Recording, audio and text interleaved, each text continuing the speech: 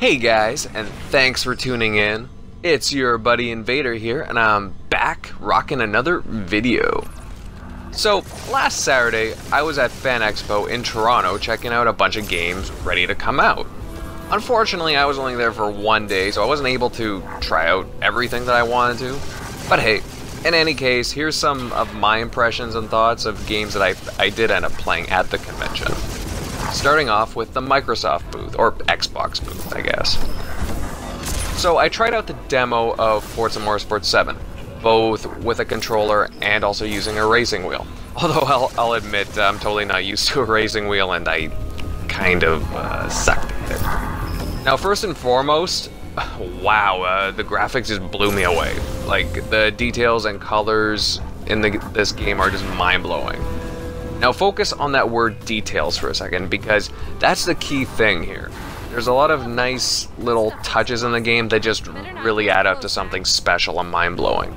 From windshield wipers vibrating at high speeds, to the car spoilers like just vibrating back and forth, to the way the sun shines, the way that the rain comes down on the windshield, and so forth. I know it doesn't sound like much at first, but believe me, everything is really nice. Also, there's a lot more detail paid attention to the inside car cabins as well, and it just everything looks so realistic and beautiful. It is just like words cannot describe how good it looks. And otherwise, everything just feels genuinely Forza. Smooth gameplay and everything you know and love. Again, I just sampled a small demo, so I really couldn't tell a whole lot besides the gameplay and some other aspects, and I couldn't edit and tune very much. However, I walked away from my demos picking my jaw off up from the ground because the game just looked so awesome and played great. I remember playing on the Dubai track as well as the Nürburgring, and there was also another track, I just can't remember what it was. I think it was Sonoma. Anyways, I know Forza is an annual series, guys, but this one is definitely one to consider picking up. It's definitely on the next level, and that's saying something for this gen. The next game I'm going to talk about is one that I was just really surprised at how much I enjoyed it. That game being Super Lucky's Tale. It's a solid platformer and it has an interesting, colorful world to explore. From the demo I played, the puzzles were, well, they were pretty simple, but there was all kinds of stuff to do in the world, and things to see and to collect.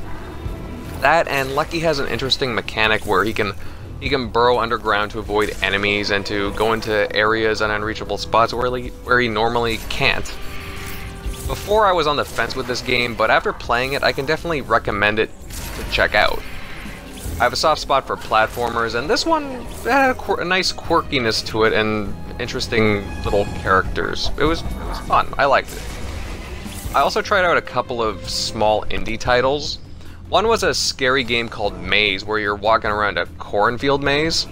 And I actually thought the concept was pretty cool. It had a creepy atmosphere that gave me vibes akin to Among the Sleep with some Firewatch added into the mix. Kind of like a walking simulator in a way, but a little more to it.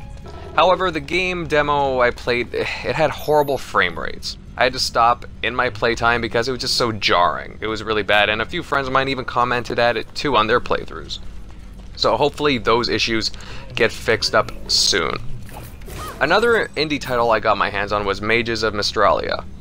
It's a colorful dungeon crawler game where you use magic and go on various quests.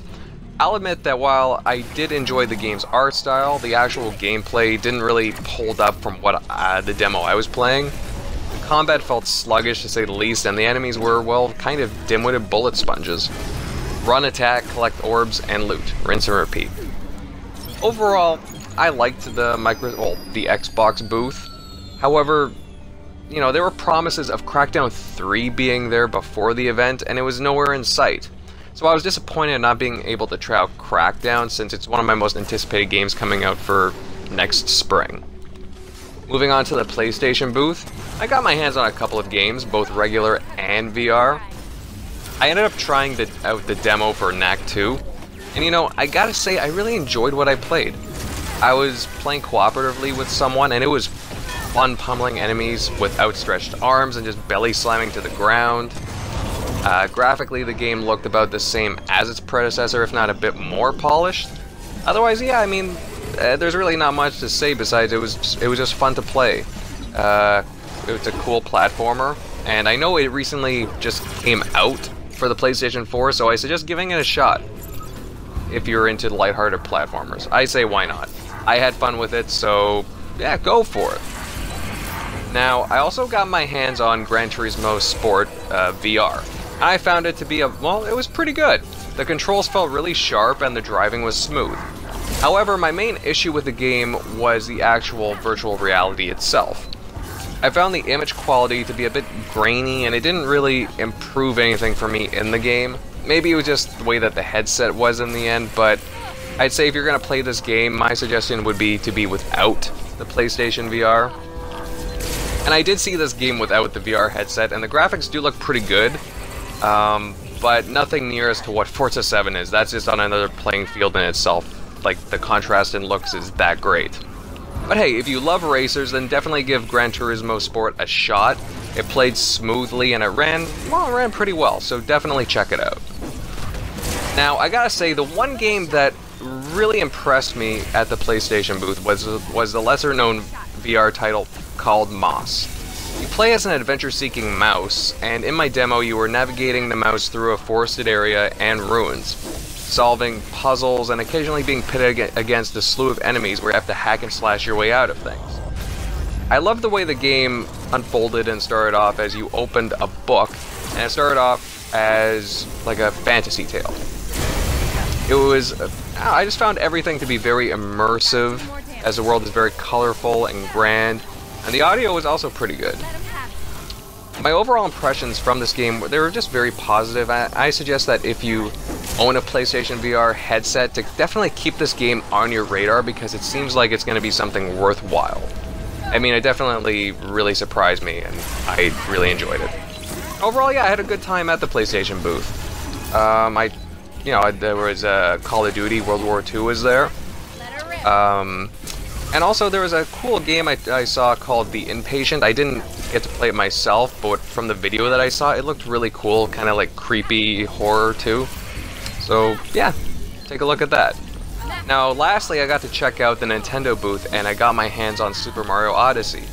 This game really blew me away by how much fun it was. I got to choose between playing a section of either New Donk City world or the Sand Kingdom world. I ended up choosing the Sand Kingdom one.